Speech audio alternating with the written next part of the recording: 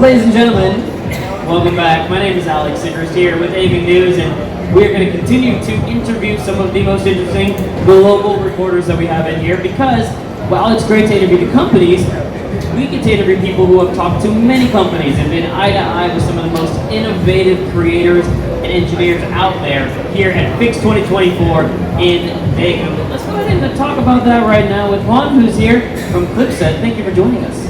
Thank you to you for inviting us. Yeah, absolutely. Like the shirt. Is that Clipset? It's not the same logo because the one is the old one. It's the old logo. This t-shirt has more than 10 years. Now it's this one. I was going to say though, but the back is the same. The bug is the same, the black and yellow. I was feeling it. Sure. So great. Tell us a little bit about Clipset. What is Clipset? Well, Clipset mainly is a YouTube channel that starts more or less in 2005, 2006. So maybe we are one of the... When YouTube started. Yeah. YouTube started. Maybe we are one of the oldest YouTube channel about technology, and sure we are one of the best. Obviously, with that kind of experience, I mean, how can you argue with that? So also we have obviously a blog, Facebook, YouTube, TikTok, Instagram. But mainly we have over 200 million subscribers in YouTube. Carolina, that is the part that is not here, is a presenter, but she knows as much as me about technology. Maybe she knows more. I'll tell you what, I'm surprised because of all the social media networks, YouTube has survived. And it's different than social media. I know it's video, but you know, everything else has come and go, whether it's MySpace, even Facebook comes up and down. Like TikTok, it could be a trend, it might not be, but YouTube really has held on. So I'm glad you guys have been able to ride that wave from the beginning, which is mind-blowing. My first video I put up was 2009, but then I quit for a few years. So I envy your success, but you earned it and you deserve it. Let's talk about Korea now. We're in Korea, we're at Fix 2024. What was your first impression when you walked in here? Well, the first thing that I'm impressed by is that it's not in Seoul. Yeah. So for me it's very important to know other places than Seoul because other time that I come, you go to the capital.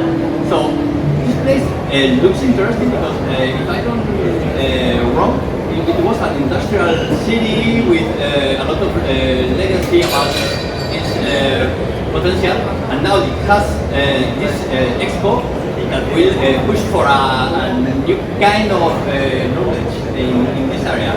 So I'm very happy to be here in Daegu. And after that, the other thing that I'm surprised is that it has focused in 3 points, not in a global things about gadgets, about electronics, about everything. It's robotics, it's mobility, it's artificial intelligence, and data, blah, blah, blah. So I think that there are 3 subjects that in Korea is growing up and they have much knowledge about this. Especially robotics. That I love the robotics. The price that I give is for a robotic company, that's one of them. And mainly it's my first impression. Oh, good. I mean, I want to hear more about it, but I feel like that sums it up pretty well about Daegu, about the event itself. Daegu is an incredible place, and it does get overlooked a little bit just because Seoul, the entry into Korea usually is through Incheon, right? And so everyone comes through Seoul and Incheon. But hopefully with events like this, we can start to get a bigger footprint of tourism, of companies coming in as well. Because Daegu is a great place, great city, and I hope it gets the respect it deserves. Next question though. You just mentioned the awards. Tell me about your experience. We had 2 award ceremonies. We had the Fix Innovation Awards, and we also had the Global Media Day Awards. What was your reaction to the idea, or what was your, how did you feel about those award ceremonies? Well, I love the press award. Mainly because all the press that was invited here was talking about different companies, ideas, projects. But we must choose different ones. We are not for all the Expo. So in this way, we have different. We have something in education, something in robotics, something in mobility, and we saw on the Expo, but only can choose 3 of them. And for me, the robotic one arm that can change the hand and make a lot of things that for me is very, very impressive. Maybe here in Korea that after that I know that you can find robotics servers in many places. Here maybe it's not so different, but I think that outside of Korea will be a break point when they spread. And I hope that maybe something for the home that can hold the clothes. Yeah. That is my pain. So maybe in the future the Roomba of the servers at home, domestic robots, will be here.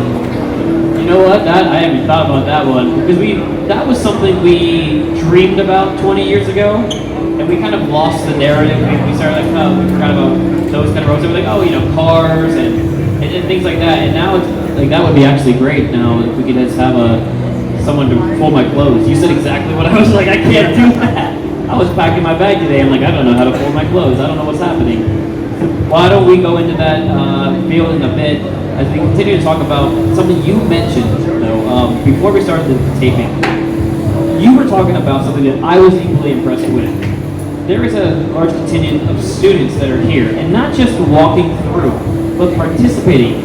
What did you see with that student population here at PIX 2024? Well, as you say, not only college and kids along with their parents are through the Expo.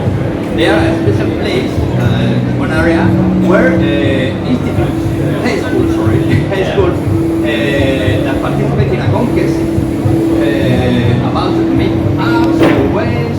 I don't remember exactly which is the subject of the contest, but there are about 10 or 11. They're right there. This one right behind 10 or us. 11 selected, and I was looking for the board, but right to the session that is an AI app that can generate images, but the other ones are really impressive. They are childs or kids with 11 years, 18 years. So for me, I don't remember any expo that you can find this kind of pushing the future genius.